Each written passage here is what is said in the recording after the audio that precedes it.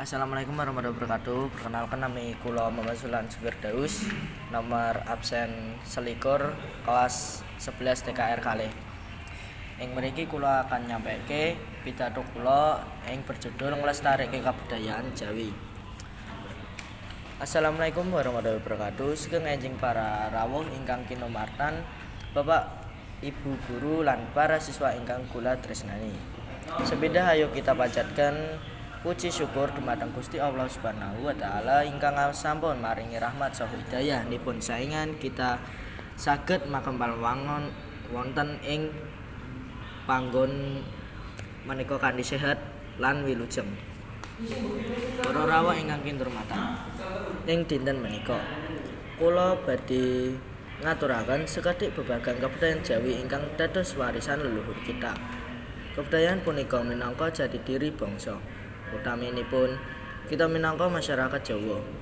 Kabudayaan ora namung kegayutan kaliyan seni kados tari, gamelan, batik utawa wayang nanging ugi kalebet tata krama, nganggo lan basa ingkang kita gunakaken saben dinten.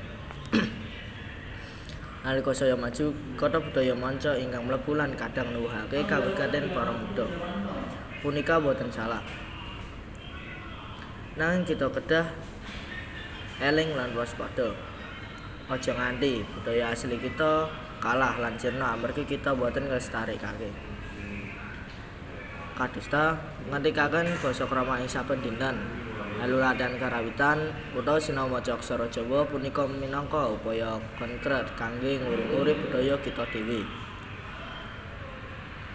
Para rawuh ingkang kinurmatan, kita punika generasi ingkang kagungan tanggung jawab nglestarèkaké warisan budaya. Menawi boten kita lajeng sinten? Menawi dudu sakmenika lajeng kaping pira? Ayo bebarengan saing alit sinau lan tresnani budaya Jawa. Kanthi makaten budaya punika boten namung dados tontonan, nanging ugi dados tuntunan. Mugi kanthi pitato menika saged nuwuhaken rasa tresna lan bangga dumateng kabudayaan Jawi. Matur suwun sanget dumateng sedaya ingkang sami maringi kawigaten. Wassalamualaikum warahmatullahi wabarakatuh.